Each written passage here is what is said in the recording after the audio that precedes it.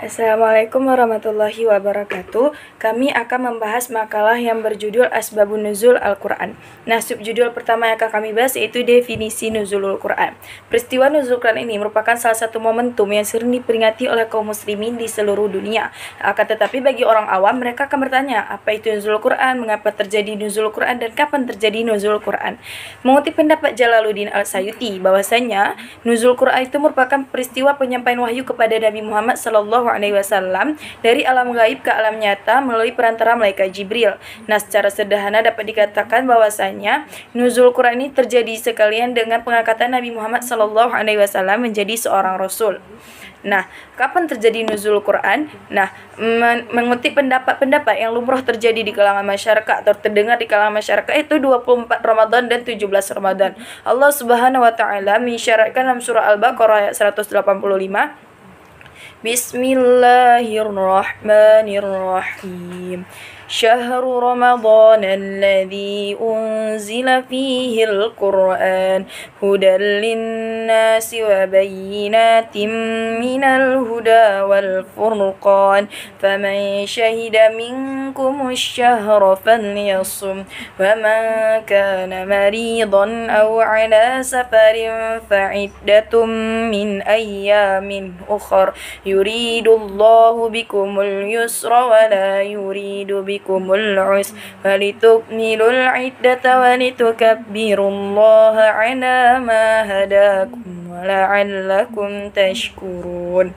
Yang artinya beberapa bulan diantaranya itu bulan Ramadan, bulan yang di dalamnya diturunkan Al-Quran sebagai petunjuk dan penjelasan-penjelasan mengenai petunjuk tersebut dan pembeda antara yang hak dan yang batil.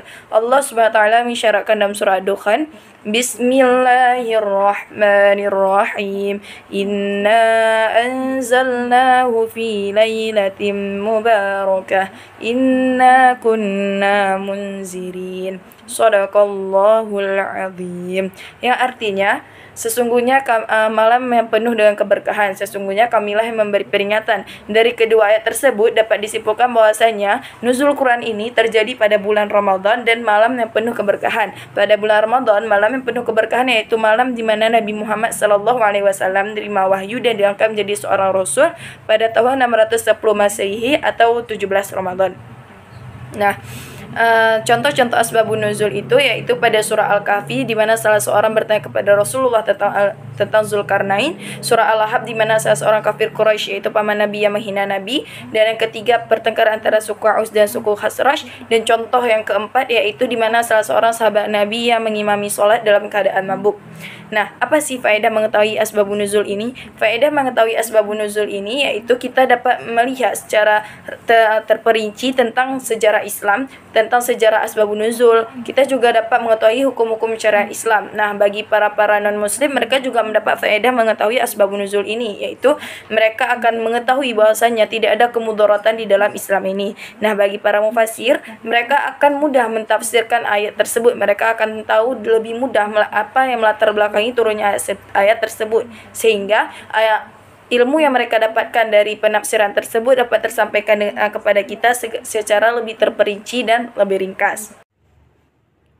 Selanjutnya ialah pembahasan mengenai turunnya Al-Quran secara keseluruhan dan bertahap-tahap. Seperti yang kita ketahui bahwasanya Al-Quran itu diturunkan pada malam Lailatul Qadar, yaitu 10 hari terakhir bulan Ramadan. Sebagaimana firman Allah Subhanahu wa taala dalam surah Al-Qadar ayat 1. Bismillahirrahmanirrahim. Inna anzalnahu fi lailatul qadar. Sesungguhnya kami telah menurunkan Al-Quran pada malam Lailatul Qadar. Namun perlu kita ketahui bahwasanya Al-Quran tidak hanya diturunkan pada malam Lailatul Qadar saja, melainkan adanya 3 tahap dalam penurunan Al-Quran. Apa saja 3 tahap itu? Yang pertama ialah turunnya Al-Quran secara keseluruhan dari Allah ke Lauhul Mahfuz, sebagaimana firman Allah dalam surah Al-Buruj ayat 21 dan 22. Bismillahirrahmanirrahim. Bal huwa Qur'anun Majid fi lauhim mahfuz. Bahkan yang didustakan mereka ialah Al-Quran yang mulia yang tersimpan di dalam Lauhul Mahfuz. Nah, dari kedua ayat ini Para ahli tafsir bersepakat bahwasanya ayat ini menjelaskan tentang turunnya Al-Quran ke Lauhul Mahfuz pada tahap pertama. Lalu untuk tahap kedua ialah turunnya Al-Quran secara keseluruhan dari Lauhul Mahfuz ke Baitul Izzah, yaitu langit dunia, yang mana bertepatan pada malam Lailatul Qadar di bulan Ramadan. Sebagaimana firman Allah Subhanahu wa taala dalam surah Al-Baqarah ayat 185. Bismillahirrahmanirrahim. Syahrul Ramadan alladzi unzila fihi al-Qur'anu hudan lin-nasi wa bayyinatin minal huda wal furqan. Nah, yang artinya beberapa hari yang ditentukan itu ialah bulan Ramadan, bulan yang di dalamnya diturunkan Al-Qur'an sebagai petunjuk bagi manusia dan penjelasan-penjelasan mengenai hal itu, dan pembeda antara yang hak dan yang batil. Kemudian pada tahap yang ketiga adalah penurunan Al-Quran dari Baitul Izzah kepada Rasulullah SAW secara bertahap sesuai dengan konteks peristiwa yang terjadi. Sebagaimana firman Allah Subhanahu wa taala dalam surah Asy-Syu'ara ayat 192 sampai dengan 195.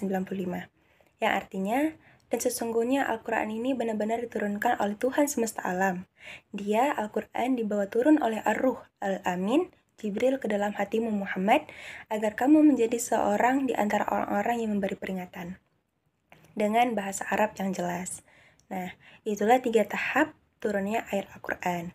Kemudian, dalam kitab Ushul Tafsir karya Syekh Muhammad Shalih Al-Utsaimin, beliau menjelaskan bahwasanya Allah menurunkan Al-Quran kepada Nabi Muhammad SAW melalui perantara malaikat Jibril. Mengapa harus malaikat Jibril alaihissalam? Nah, jawabannya ialah bahwasanya malaikat Jibril adalah malaikat yang paling dekat dan malaikat yang paling mulia. Di dalam kitab tersebut dijelaskan bahwasanya malaikat Jibril ialah malaikat yang memiliki sifat yang baik, agung, mulia, kuat, dekat dengan Allah, memiliki posisi, dan dihormati oleh para malaikat lainnya, sehingga menjadikannya sebagai utusan Allah untuk menyampaikan wahyu kepada Nabi Muhammad SAW.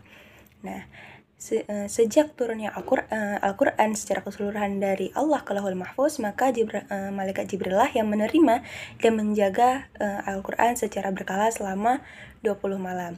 Kemudian barulah malaikat Jibril menurunkan ayat Al-Quran kepada Nabi Muhammad SAW selama 22 hari. Nah, dan sesungguhnya Allah Subhanahu wa taala tidak akan mengutus makhluknya yang agung melainkan untuk melaksanakan tugas yang agung pula. Untuk ayat pertama kali yang diturunkan kepada Nabi Muhammad SAW ialah 5 ayat pertama dari surah Al-Alaq kepada Nabi Muhammad SAW ketika Nabi Muhammad SAW berada di dalam Gua Hira. Kemudian setelah peristiwa tersebut, wahyu pun terputus selama beberapa waktu lamanya. Ada beberapa pendapat yang menjelaskan bahwasanya wahyu terputus selama 3 tahun, 2 tahun setengah, 6 bulan, dan 3 hari. Setelah berlalunya waktu tersebut, maka Allah Subhanahu wa taala memerintahkan malaikat Jibril untuk menurunkan 5 ayat pertama surah Al-Mudaththir kepada Nabi Muhammad SAW sebagai perintah Allah agar Nabi Muhammad SAW menyebarkan agama Islam kepada umat manusia. Kemudian sejak itulah ayat-ayat Al-Quran mulai turun secara berangsur-angsur sesuai dengan konteks peristiwa yang terjadi. Secara sejarah turunnya Al-Quran, ayat-ayat Al-Quran dibagi menjadi 2 periode, yaitu periode Mekah dan periode Madinah. Yang mana periode Mekah ialah penurunan ayat Al-Quran ketika Nabi Muhammad SAW belum hijrah ke Madinah. Yang mana surah yang turun pada masa itu disebut sebagai surah Makkiyah. Nah, surah Makkiyah sendiri diturunkan sebanyak 86 surah selama 12 tahun 5 bulan yang menjelaskan tentang akidah dan ajaran-ajaran tauhid. Untuk periode Madinah ialah ayat-ayat Al-Quran yang diturunkan ketika Nabi SAW telah hijrah, yang mana diturunkan sebanyak 28 surah selama 9 tahun 9 bulan. Dan surah-surah tersebut disebut sebagai surah Madaniyah. Dan pada umumnya berisikan tentang hubungan antar manusia, aturan-aturan dalam Islam, dan hukum-hukum Islam. Lalu bagaimana dengan hikmah turunnya Al-Quran secara berturut-turut?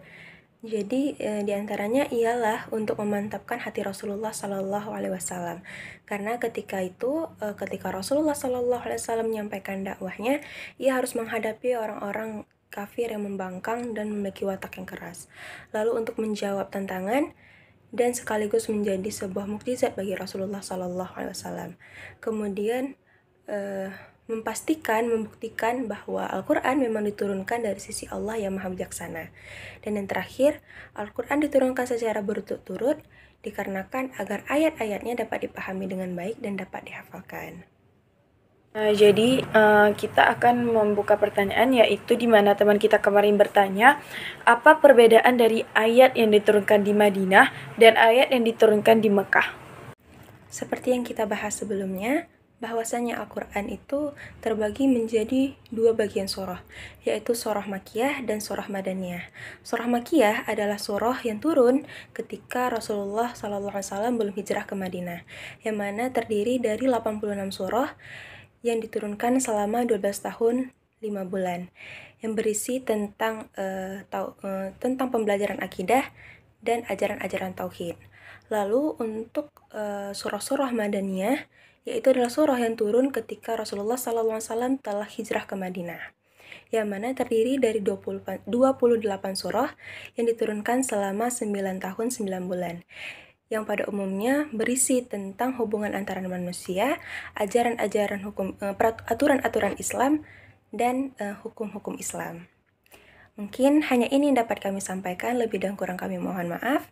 Wabillahi taufik wal hidayah. Wassalamualaikum warahmatullahi wabarakatuh.